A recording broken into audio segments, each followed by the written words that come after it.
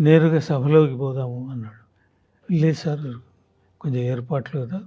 ఒక 5, 10 నిమిషాలు అని తీసుకెళ్ళి ఆడియన్స్‌లో కూర్చోబెట్టాను. హ్మ్. కూర్చోబెట్టి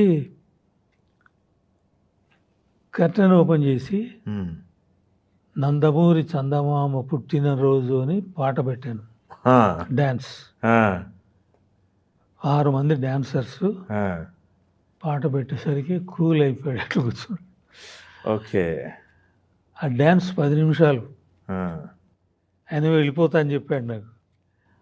ఆ డాన్స్ అంతా చూశాడాయన. చూసి ఇంకా ఆయన టైం మర్చిపోయాడు. హ్మ్. సరే అని చెప్పి ఈమె వచ్చింది వెంట ఆ! దయ్యం. ఆ! సరే అని పిలిచాము బయటికి. పైకి పిలిచాక చెప్పాడు పాపం. ఇట్లా వెళ్ళేదుంది. ఆ! కానీ కార్యక్రమం ఎంతో అభిమానంతో రాము గారు చేస్తుంటారు. కాదని లేకపోయాను.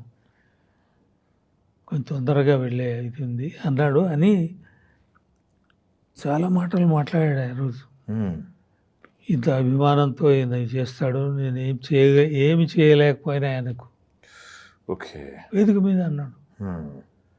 అంటే ఆయన నాకేదో పదవి ఇవ్వాలని అనుకున్నాడట. హుహు.